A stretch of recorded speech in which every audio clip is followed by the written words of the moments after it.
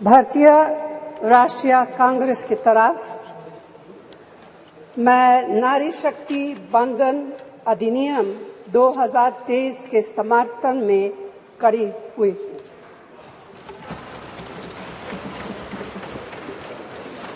धुएं से भरी हुई रसोई से लेकर रोशनी से जगमगाती हुई स्टेडियम तक भारत की स्त्री का सफर बहुत लंबा है, लेकिन आखिरकार उसने मंजिल को छू लिया है।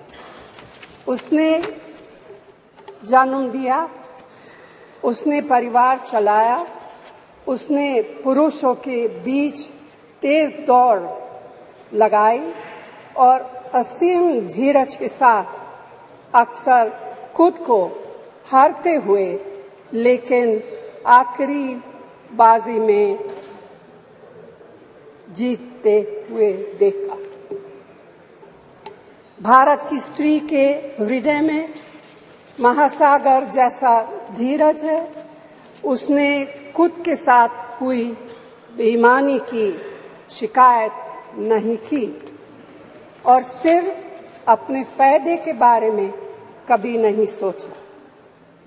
उसने नदियों की तरह सबकी भलाई के लिए काम किया है और मुश्किल वक्त में हिमालय की तरह अडिग रही।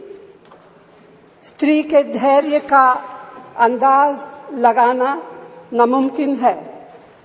वह आराम को नहीं पहचानती और तक जाना भी नहीं जानती। हमारे महान देश की माँ है स्त्री, लेकिन स्त्री ने हमें सिर्फ जन्म ही नहीं दिया है, अपने आंसुओं खून पसीने सींचकर हमें अपने बारे में सोचने लायक, बुद्धिमान और शक्तिशाली भी बनाया है।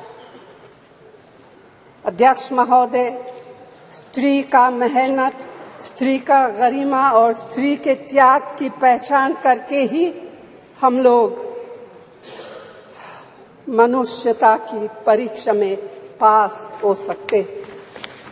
आजादी की लड़ाई और नए भारत के निर्माण के हर मोर्चे पर स्त्री पुरुष के साथ कंधे से कंधा मिलाकर लड़ी है। वह उम्मीदों, आकांक्षाओं, तकलीफों और घर गृहस्थी के बोझ के नीचे नहीं दबी। सरोजिनी नायडू, सुचेता कृपलानी, अरुणा असफ अली, विजयलक्ष्मी पंडित, राजकुमारी अमृत कौर और उनके साथ तमाम लाखों महिलाएं से लेकर आज की तारीख तक स्त्री ने कठिन समय में हर बार महात्मा गांधी, पंडित जवाहरलाल नेहरू, सरदार पटेल, बाबा साहब अम्बेडकर और मौलाना आजाद के सपनों को जमीन पर उतार कर दिखाया है। इंदिरा गांधी जी का व्यक्तित्व इस सिलसिले में एक बहुत ही रोशन और जिंदा मिसाल है। अध्यक्ष महोदय, खुद मेरी जिंदगी का यह बहुत मार्मिक क्षण है।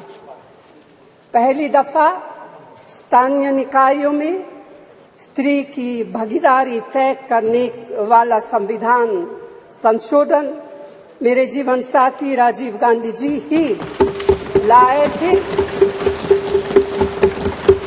उन्होंने लाए थे जो राज्यसभा में 7 वोटों से गिर गया था। बाद में प्रधानमंत्री पीवी नरसिम्हा राव जी के नेतृत्व में कांग्रेस सरकार ने ही उसे पारित कराया। आज उसी का नतीजा है कि देश भर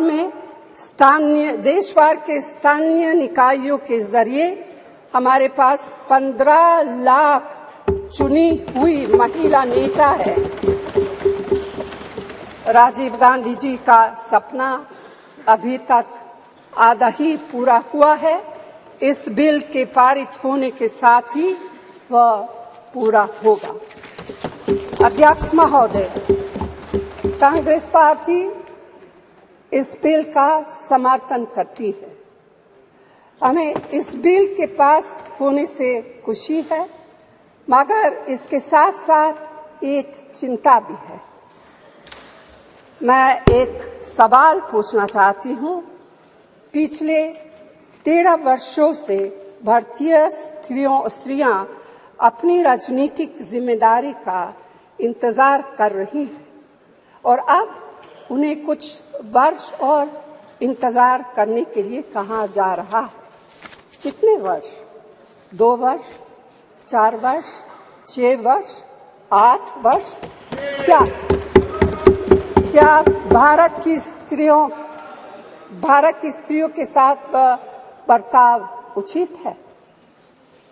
भारतीय राष्ट्रीय कांग्रेस की मांग है कि यह बिल फौरन अमल में लाया जाए, लेकिन इसके साथ ही कास्ट सेंसस कराकर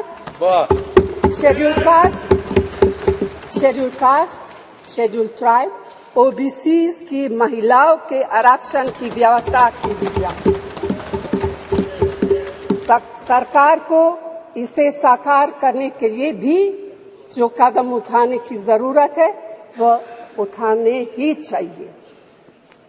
अध्यक्ष महोदय, स्त्रियों के योगदान की स्वीकार करने और उसके प्रति आभार व्यक्त करना का यह सबसे उचित समय। इस बिल को लागू करने में और देरी करना भारत की स्त्रियों के साथ घोर नाइंसाफी है। भारतीय राष्ट्रीय कांग्रेस की तरफ से मैं आपके द्वारा सरकार से मांग करती हूं कि नारी शक्ति बंधन अधिनियम 2023 को उसके रास्ते की सारी रुकावटों को दूर करते हुए जल्दी से जल्दी लागू किया जाए। ऐसा करना न सिर्फ जरूरी है बल्कि संभव भी है। धन्यवाद।